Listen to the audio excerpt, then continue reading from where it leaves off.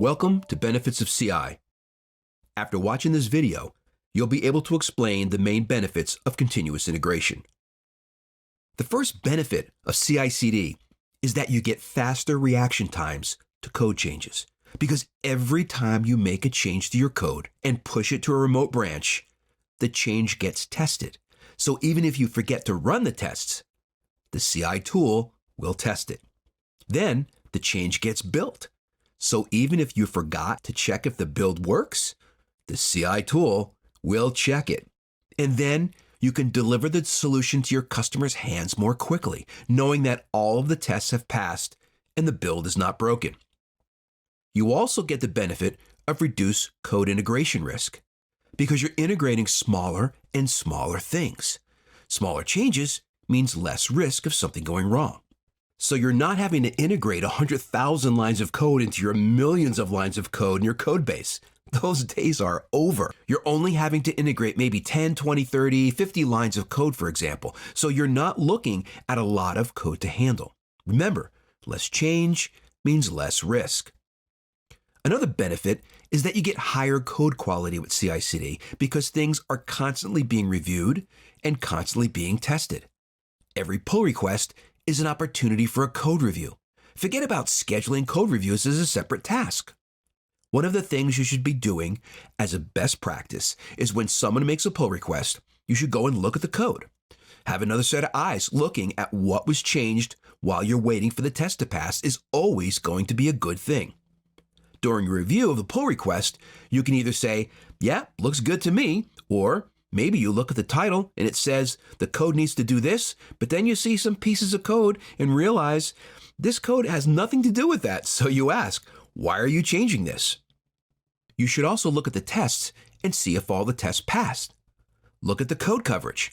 Let's say the code coverage went down.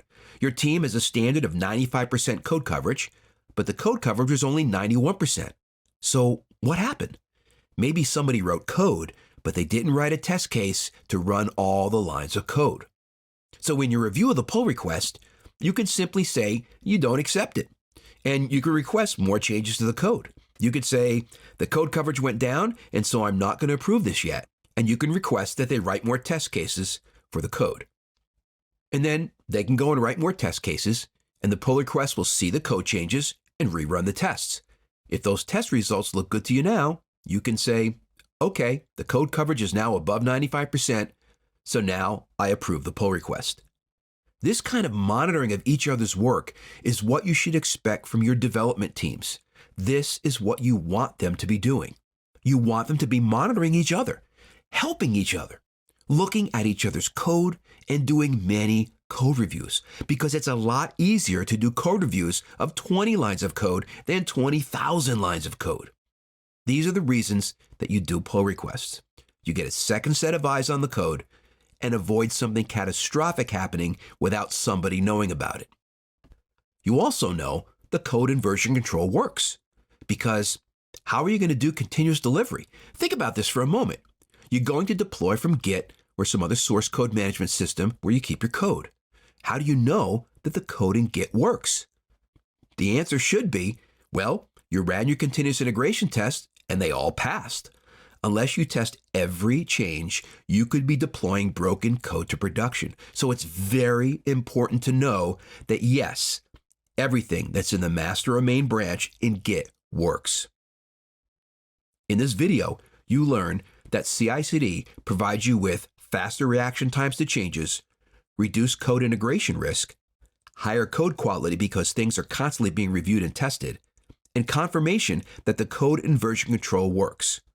You also learn that your development teams should regularly monitor each other's work.